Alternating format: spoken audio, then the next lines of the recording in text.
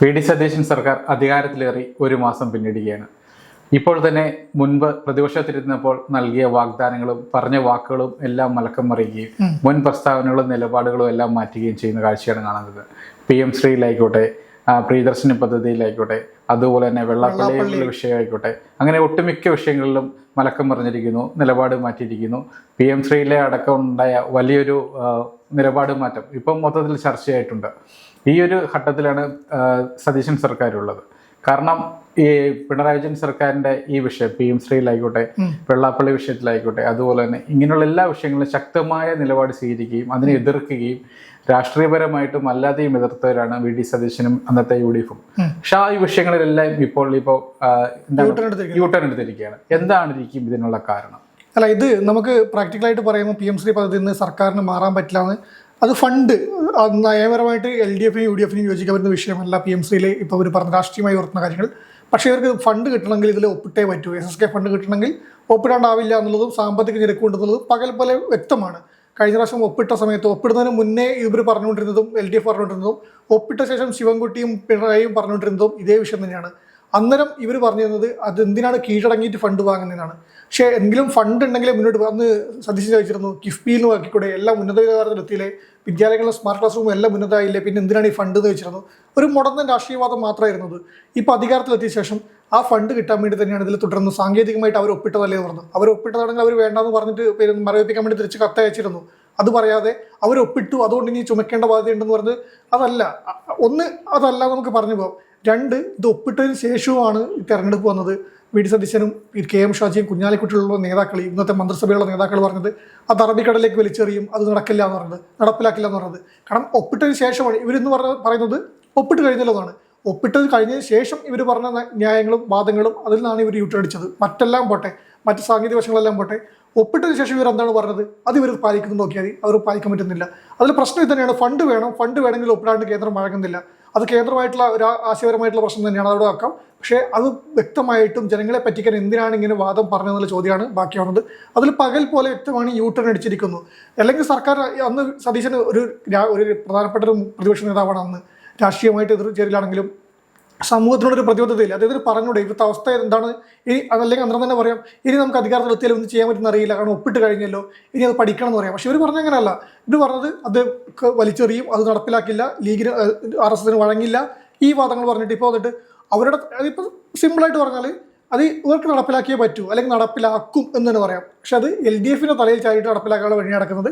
അത് ശരിക്കും ഒന്നാമത്തെ ഒരു പ്രധാന യൂട്ടേൺ, ഇപ്പോൾ ഏറ്റവും ഒടുവിൽ നടന്ന യൂട്ടേൺ ആണെങ്കിലും ഈ ഒരു മാസത്തിലെ പ്രധാന യൂട്ടേണായിട്ട് PM ശ്രീനെ എടുക്കാൻ വേണ്ടി പറ്റും. കാരണം അത്രയും രാഷ്ട്രീയമായിട്ട് പറഞ്ഞിട്ട് അതൊന്നും ഇല്ലാത്ത പോലെ എല്ലാം വളർന്ന് ശിവൻകുട്ടിയുടെയും പിണറായിയുടെയും തലയിലിട്ടിട്ട് പോകുന്നത്, അത് അവർ നടപ്പിലാക്കിയതൊക്കെ പിന്തുടരാനാണെങ്കിൽ പിന്നെ ഇവരെ കൊണ്ടുവരേണ്ട ആവശ്യമില്ലല്ലോ. അപ്പോൾ അതിൽ വലിയൊരു യൂട്ടേൺ തന്നെയാണ് സർക്കാർ എടുത്തിരിക്കുന്നത്, സംശയമൊന്നുമില്ല. ഈ PM ശ്രീ പദ്ധതിയിലെ യൂട്ടേണിനോടൊപ്പം തന്നെ സർക്കാരിൻ്റെ ഒരു വ്യതിചലനം വന്നിരിക്കുന്ന ഒരു വേറൊരു കാര്യമാണ് ഈ ബന്ധു നിയമന വിഷയം. അതായത് നമ്മുടെ സണ്ണി ജോസഫ് വക്കീലുമായിട്ട് ബെന്നി തോമസ് വിഷയം. അതൊരു സർക്കാരിനെ വലിയ പ്രതിസന്ധിയിലേക്ക് ആക്കിയിരുന്നു. കാരണം വെച്ചാൽ കഴിഞ്ഞ സർക്കാരിന്റെ പിണറായി സർക്കാരിന്റെ കാലത്ത് വലിയൊരു ആയുധമാക്കിയതായിരുന്നു അന്നത്തെ EP ജയരാജന്റെ ചിറ്റപ്പനും അങ്ങനെയുള്ള വിഷയങ്ങളൊക്കെ.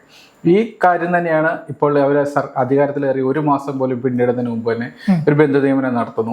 പിന്നാലെ അവിടുന്ന് ഒരു രക്ഷയുമില്ലാതെ വന്നപ്പോൾ അദ്ദേഹത്തെ അവിടുന്ന് മാറ്റി ന്യായീകരണം ഉയർത്തുന്നുണ്ട് ഇവര്. അതെ, ആ ഒരു സാഹചര്യവും സർക്കാരിനെ പ്രതിരോധത്തിലാക്കി. ഈ യൂട്ടേൺ കൂടെ നയപരമായിട്ടുള്ള യൂട്ടേൺ തന്നെ സംശയമില്ല. കാരണം ഒന്നാം സർക്കാരിൽ EP ജയരാജന്റെ കേസ് പറഞ്ഞു, KT ജലീലിന്റെ അദീപിന്റെ വിഷയം പറഞ്ഞു. അങ്ങനെ ബന്ധു നിയമനത്തിൽ വല്ലാണ്ട് LDF-നെ പ്രതിരോധത്തിലാക്കി ചോദ്യങ്ങൾ ഉന്നയിച്ചൊരു മുന്നണിയായിരുന്നു UDF. ഈ നേതാക്കൾ, ഈ പറഞ്ഞ നേതാക്കളെല്ലാം വന്ന് വലിയ വിമർശനമായിട്ട് വന്നു. പക്ഷേ KPCC പ്രസിഡന്റ് കൂടിയായ സണ്ണി ജോസഫ് സഹോദരി ഭർത്താവിനെ നേരെ കൊണ്ട് പേഴ്സണൽ സ്റ്റാഫിൽ അഡീഷണൽ പ്രൈവറ്റ് സെക്രട്ടറിയായി കൊണ്ടുവരുന്നു. അയാൾ ബെന്നി തോമസിന് ഈ പറഞ്ഞ യോഗ്യതകളെല്ലാം ഉണ്ട്. കോൺഗ്രസിന്റെ പ്രവർത്തന നിലയിൽ ആ സ്ഥാനത്തെ യോഗ്യത കുറവൊന്നുമില്ല. പക്ഷേ ഈ പറയുമ്പം തെരഞ്ഞെടുപ്പിന്റെ സമയത്ത് ഉൾപ്പെടെ LDF-ന്റെ സ്ഥാനാർത്ഥികളെ നോക്കിയിട്ട് ബന്ധു നിയമനമൊന്നും അല്ലെങ്കിൽ ഭർത്താവിന്റെ പേരൊന്നും അല്ലെങ്കിൽ സഹോദരന്റെ പേരൊന്നും പറഞ്ഞുകൊണ്ടിരുന്ന UDF, അതിനെതിരെ ഏറ്റവും വിമർശനം ഉന്നയിച്ച UDF നേരെ കൊണ്ടുവന്ന് ഇങ്ങനെ ചെയ്യുമ്പം അതിൽ വലിയൊരു നയപരം ഒരു എന്താണ് പറയേണ്ടത്, ഒരു ലോജിക്കിന്റെ പ്രശ്നം കൂടിയുണ്ട്, യുക്തിയുടെ പ്രശ്നം അവിടെ ഉണ്ട്. അതുപോലും നോക്കിയതിന് ശേഷം ഇതാക്കിയതിന് ശേഷം ആദ്യം വി.ഡി. സതീശൻ മിണ്ടിയില്ല. സണ്ണി ജോസഫ് എന്താക്കി ന്യായീകരിച്ചുകൊണ്ടിരിക്കുമായിരുന്നു. ഇത് രാജിവെക്കേണ്ടി വന്നിട്ട് സണ്ണി ജോസഫ് ന്യായീകരിക്കുന്നത് എനിക്ക് ഇതുപോലത്തെ വിശ്വസ്തനായ ഒരാളെ വേണമെന്ന്. കോൺഗ്രസിൽ മറ്റു വിശ്വസ്തരാരും ഇല്ലാത്ത പോലെയാണ് അദ്ദേഹം സംസാരിച്ചത്. അത് വലിയൊരു യൂട്ടേൺ തന്നെയാണ്. കാരണം ഇവരെന്താണോ പറഞ്ഞുകൊണ്ടിരുന്നത് കഴിഞ്ഞ 10 വർഷമായിട്ട് അത് തന്നെ ആദ്യത്തെ ഒരു മാസമുള്ള തന്നെ ചെയ്തു വെക്കുമായിരുന്നു. അത് വലിയൊരിതാണ്. അതിൻ്റെ പേര് പിന്നെ മുഖ്യമന്ത്രിക്ക് രാജി വാങ്ങേണ്ടി വന്നു പറയുമ്പോൾ അവർ പറയാണ് മസിൽ പിടിച്ചില്ലല്ലോ, പെട്ടെന്ന് തന്നെ ആക്കി രാജിവെച്ചില്ലേ, അവരെ പോലെ ന്യായീകരിച്ചില്ലെന്ന്. ന്യായീകരണം കഴിഞ്ഞു, നിൽക്കക്കള്ളിയില്ല, കളവ് പിടിച്ചു തന്നപ്പം സമ്മതിക്കുന്നു, അത്രേ ഉള്ളൂ. അതും ഈ പറഞ്ഞ നയപരമായ ട്യൂട്ടാണ്. അതുപോലെ തന്നെ നമ്മൾ ഇതിനോട് ചേർത്ത് പറയണം, ഈ ദേവസ്വം വകുപ്പിൽ അഡീഷണൽ ക്ലീഡറായിട്ട് പിന്നെ പ്രദീപിനെ കൊണ്ടുവന്നത്, അതായത് ആ സ്വർണ്ണക്കടത്ത് കേസിലെ പട്ടികയിലുള്ള ഒരു കമ്പനിയുടെ അഡ്വക്കേറ്റിനെ കൊണ്ടുവന്നത്. ഈ ഭരണ സമയത്ത് കെ മുരളീധരൻ പറഞ്ഞിരുന്നതാണ്, സ്വർണ്ണക്കട്ടവരും ഈ മുതൽ പങ്കുള്ള ഒരാൾ പോലും പിന്നെ രക്ഷപ്പെടില്ല, എല്ലാവരും ശിക്ഷിക്കുന്ന പറഞ്ഞത്. എന്നിട്ട് ആ പ്രതിഭാഗം വക്കീലിനെ കൊണ്ട് ഇങ്ങനെ താക്കോൽ സ്ഥാനത്ത് എത്തുക പറഞ്ഞാൽ അതിലെന്ത് ഇതാണുള്ളത്? അത് എങ്ങനെ വന്നു? അയാൾ RSSന്റെ ബന്ധമൊക്കെ പിന്നീട് വൻ ചർച്ചയായി. അത് മുഖ്യമന്ത്രിയാണ് നിയമനം നടത്തിയതെന്ന് മുരളീധരൻ പറഞ്ഞൊഴിഞ്ഞു. ഞാൻ മുഖ്യമന്ത്രിക്കല്ല സ്വാതന്ത്ര്യം കൊടുത്തു. അപ്പം വ്യക്തമാണ് വി ഡി സതീശനാണ് നിയമനം നടത്തിയത്. വി ഡി സതീശൻ എന്തിനാണ് ഇങ്ങനെ ഒരാളെ കൊണ്ടുവന്നത് നിയമനം നടത്തിയതിൽ വലിയ ചോദ്യമായി വന്നു. ഇവർ വിചാരിച്ചതിൽ എന്ത് പറഞ്ഞാലും ഇതെന്ത് ചെയ്താലും കുഴപ്പമില്ലെന്ന് വിചാരിച്ചിരിക്കുകയായിരുന്നു. പക്ഷേ അത് പെട്ടെന്ന് തന്നെ ചർച്ചയായി. ഈ ഒരു കേസിനെ മൊത്തത്തിൽ അട്ടിമറിക്കാൻ പോകുന്ന ഒരു നീക്കമായിട്ട് അതിനെ വിലയിരുത്തിയപ്പോഴാണ്, അതിനെതിരെ വിമർശനം വരുന്നപ്പോഴാണ് അതിന് രാജ്യം ചോദിച്ചു വാങ്ങിയത്. ചോദിച്ചു വാങ്ങിയിട്ട് വീണ്ടും ഇവർ ഇറക്കണം ന്യായം എന്താ? നമ്മൾ തെറ്റ് തിരുത്തിയല്ലോ, പെട്ടെന്ന് തന്നെ ഒരു ക്ലീൻ ഇമേജ് ഉണ്ടാക്കാൻ വേണ്ടി ശ്രമിക്കണം. പക്ഷേ നോക്കണം, സ്വർണ്ണക്കടത്ത് പോലൊരു കേസിൽ പ്രതിപട്ടികയുള്ള ഒരു കമ്പനിയുടെ അഭിഭാഷകനെ കൊണ്ടുവന്നിട്ട് പ്രതികൾക്ക് വേണ്ടി വാദിക്കുന്ന അഭിഭാഷകനെ കൊണ്ടുവന്നിട്ട് ക്ലിയറായി കൊണ്ടുവരുന്നു. അദ്ദേഹത്തിന് ആ കേസിന് എല്ലാ ഡീറ്റെയിൽസും കിട്ടി. അതിന് ചോദിച്ചപ്പോൾ ന്യായീകരണം മുരളീധരൻ പറഞ്ഞിരുന്നു, പ്രതികളുടെ വീക്ക്നെസ് അറിയുന്ന ആളല്ലേ കൊണ്ടുവന്നത്, ഗുണം ചെയ്യില്ലേന്ന്. ഇജാതി ന്യായമാണ് ഇവർ പറയുന്നത്. ഈ ടീമാണിത്. ഈ ബന്ധു നിയമനം, ആശ്രിത നിയമനമൊക്കെ പറഞ്ഞ് അതിനെതിരെ പറഞ്ഞ രണ്ടാമത്തെ യൂട്ടേൺ ഇത് കാണാൻ പറ്റും. ഈ നിയമനങ്ങളൊക്കെ പാളി 2 രാജ്യം ഒരു മാസത്തോടെ തന്നെ വരേണ്ടി വന്നിട്ടുണ്ട്. അതുപോലെ തന്നെ ഇപ്പോൾ ഒരു വലിയൊരു യൂട്ടേൺ ആണ്. യൂട്ടേൺ എന്ന് പറഞ്ഞാൽ മാത്രം പോരാ, ഒരു വലിയൊരു നാണക്കേടുണ്ടാക്കിയ കാര്യമാണ്. കാരണം ഇപ്പോൾ ഈ CPM-ന്റെ ഒരു കഴിഞ്ഞ ഈ തെരഞ്ഞെടുപ്പിലെ ഒരു വീഴ്ചകളുടെ പ്രധാന കാരണങ്ങൾ അതിനകത്ത് പറയുന്നൊരു പോയിന്റ്സിന്റെ അതുണ്ട്, വെള്ളാപ്പള്ളി നടേശന്റെ വർഗീയ പരാമർശങ്ങൾ എതിർത്തില്ല എന്നുള്ളത്.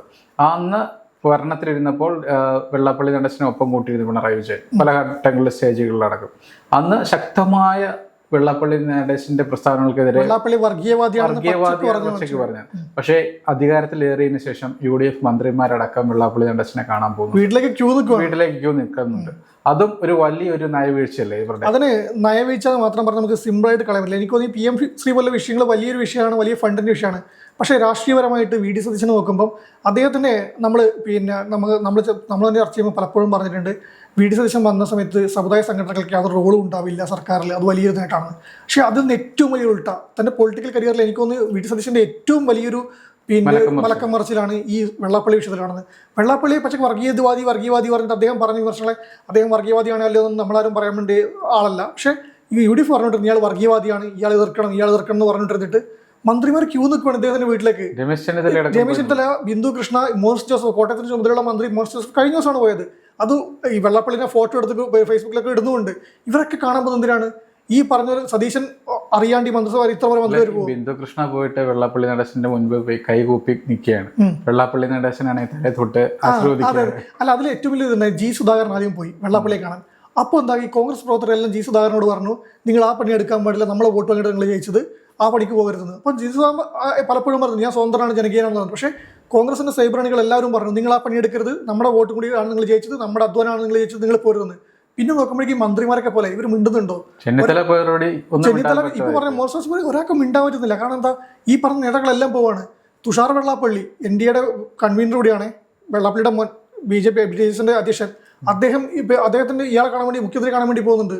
അപ്പോൾ ഇവരെ വലിയ ലിങ്കാണോ ഇതെന്താണെന്ന് മനസ്സിലാവുന്നില്ല. ഈ പറഞ്ഞ പോലെ വർഗീയവാദിനെ ഇത്ര ഈ LDF ഇപ്പം ഒരു വിമർശിക്കുന്നത് അല്ലെങ്കിൽ തള്ളി പറഞ്ഞു. ഇപ്പോൾ P രാജീവനെ പോലുള്ള ആൾക്കെല്ലാം പറയുന്നുണ്ട് നമ്മൾ തള്ളി പറയുന്നതിൽ തെറ്റുപറ്റി തള്ളിപ്പള്ളേണ്ടായിരുന്നു. അങ്ങനെ പറയുന്നൊരു നേതാവിൻ്റെ അടുത്തേക്ക് ഇവർ ഈ വെള്ളാപ്പള്ളിനെ പിന്നെ ഒരു മോശക്കാരനായി ചിത്രീകരിച്ച് വോട്ട് നേടി വന്നിട്ട് വെള്ളാപ്പള്ളിയെ കാണാൻ വേണ്ടി വെള്ളാപ്പള്ളിയുടെ കാൽക്കലേക്ക് അങ്ങ് പോയി വീഴുവാണ്. ഇതിനപ്പുറം ഒരു മലക്കം മറിച്ചിൽ വി ഡി സതീശൻ ഇപ്പം അണികൾ വന്ന് ചോദിക്കും വി ഡി സതീശൻ പോയില്ലെന്ന്. സതീശൻ പോയില്ല എന്ന് പറഞ്ഞാൽ സതീശൻ പോകുന്നതിന് തുല്യമാണ് ഈ ഇത്രയും മന്ത്രിമാർ പോകുന്നത്. സതീശന് പറഞ്ഞുകൂടെ ആദ്യം തന്നെ ഇങ്ങനെ ഒരു സ്ഥലത്ത് പോരുന്നത്. അദ്ദേഹം പോവുകയും ചെയ്യും, അദ്ദേഹം വരികയും ചെയ്യുന്നുള്ള യാതൊരു ഇതുമില്ല. അന്ന് പണ്ട് അദ്ദേഹം പറഞ്ഞപ്പോൾ തന്നെ ഒരു സമുദായ നേതാക്കളും തിരഞ്ഞെടുക്കാൻ പോയില്ല എന്ന് പറഞ്ഞപ്പോൾ തന്നെ പിന്നെ സുമാരൻ നായർ പറഞ്ഞിരുന്നു അദ്ദേഹം വന്നിരുന്നു വോട്ട് ചോദിക്കാൻ വേണ്ടി വന്നിരുന്നു, ഇവിടെ തന്നെ ഇരുന്നിരുന്നു എന്ന് പറഞ്ഞിരുന്നു. അന്നത് അത്ര വലുതായില്ല. പക്ഷേ ഇയാളെ 5 ഡയലോഗിൽ എല്ലാവരും വീണു. ഇപ്പം കണ്ടില്ലേ വലിയ മലക്കമർച്ചിലാണത്. അതുപോലെ തന്നെ UDFന്റെ പ്രചാരണ ഘട്ടത്തിൽ വലിയൊരു വാഗ്ദാനമായിരുന്നു വാഹനങ്ങളുടെ മോഡിഫിക്കേഷനുമായി ബന്ധപ്പെട്ട്. അന്ന് അദ്ദേഹം നടത്തിയ വി ഡി സതീശൻ നടത്തിയ ചില പ്രസ്ഥാനം ഉണ്ടായിരുന്നു.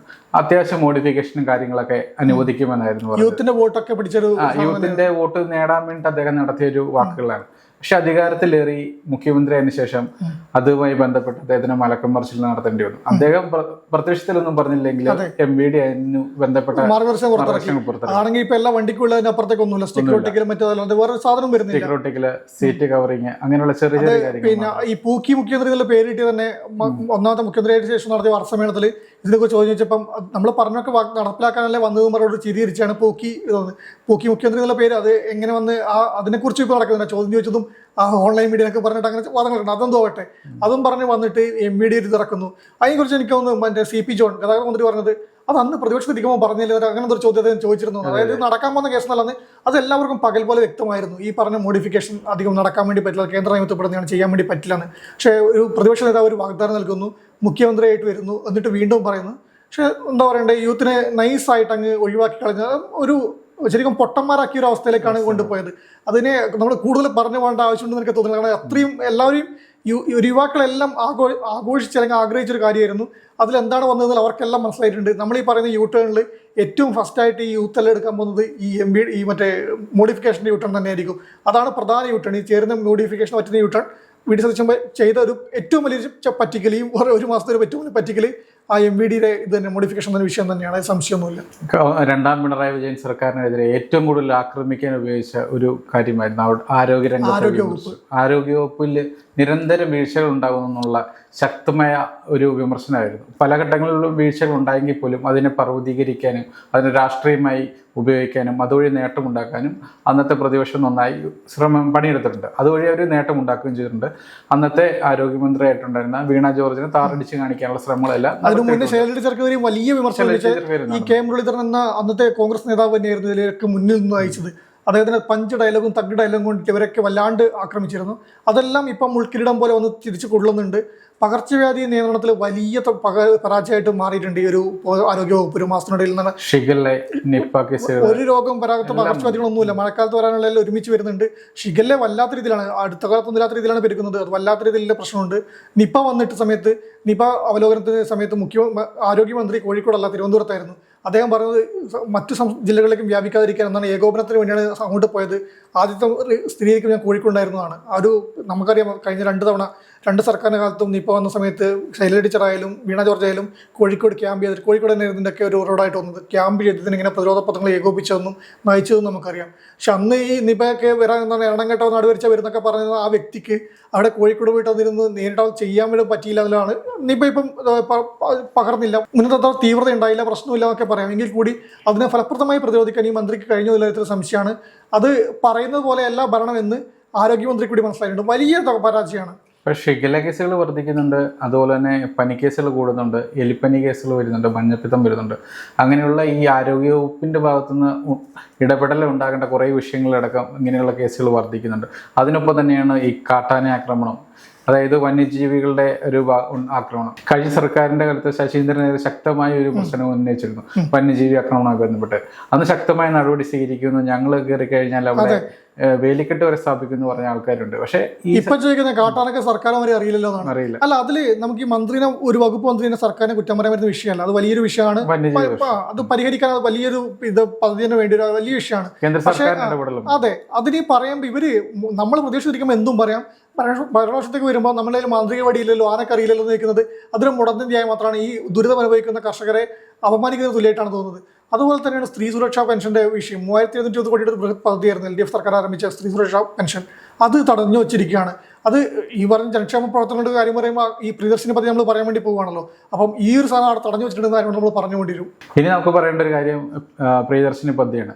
ഈ സ്ത്രീകൾക്ക് സംസ്ഥാനത്തെ KSRTC ബസ്സുകളിൽ സൗജന്യമായി യാത്ര അനുവദിക്കുമെന്നാണ് ഒരു വളരെ വലിയൊരു പ്രഖ്യാപനമായിരുന്നു.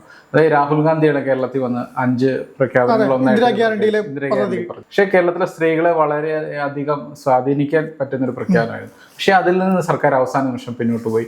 ഒരു 3000-ലധികം മാത്രം ബസ്സുകളിലേക്ക് മാത്രമായിട്ട് പദ്ധതി ചുരുങ്ങി. അതിന് പ്രത്യേക ബോർഡ് വെച്ചാണ് ആ ബസ്സുകൾ ഓടുന്നത്. അതിന് മാത്രമായിട്ട്, അതായത് മുഴുവൻ ബസ്സുകളിലും ഈ പദ്ധതി വ്യാപിപ്പിക്കും, ടൂറ് പോകാം, അതുപോലെ യാത്ര പോകാം എന്നുള്ള വാഗ്ദാനങ്ങളൊക്കെ നൽകിയിരുന്നു. പക്ഷെ അതിലും മലക്കം മറിച്ചുള്ള ഒരു കാഴ്ചയുണ്ടായിരുന്നു. അതെ, അല്ല അതിപ്പോൾ നമുക്ക് ഈ പറഞ്ഞ ഏറ്റവും അവസാനം പറയേണ്ട ഒരു വിഷയമായിട്ടാണ് എനിക്കും തോന്നുന്നത്. കാരണം അതിന് പൂർണ്ണമായി മലക്കം മറിച്ചത് ഞാൻ കാണുന്നില്ല. ബാക്കിയെല്ലാം പക്ക യൂട്ടേൺ ആണെങ്കിലും ഇതങ്ങനെ ഒരു ഭാഗികമായിട്ട് മാത്രം യൂട്ടേൺ എന്ന് പറയാൻ അത് നേതാക്കളുടെ പ്രസ്താവന കൊണ്ട് അങ്ങനെ ആയിപ്പോയി എന്ന് മാത്രമേ ഉള്ളൂ. കാരണം എവിടെയും പോകാം എങ്ങനെയും പോകാം കെ സി വേണുഗോപാലും ഒക്കെ രമേശ് പിഷാരടിയൊക്കെ പറഞ്ഞിട്ടുണ്ട് അതിന് വിഷയമാണ്. പക്ഷേ ഈ പദ്ധതി നടപ്പിലാക്കാൻ വേണ്ടി പറ്റി, തുടക്കം നടപ്പിലാക്കാൻ വേണ്ടി പറ്റി. പക്ഷെ അവർ പറഞ്ഞ പോലെ എല്ലാ ബസ്സിലും എല്ലാവർക്കും കൊടുക്കാൻ വേണ്ടി പറ്റിയില്ല.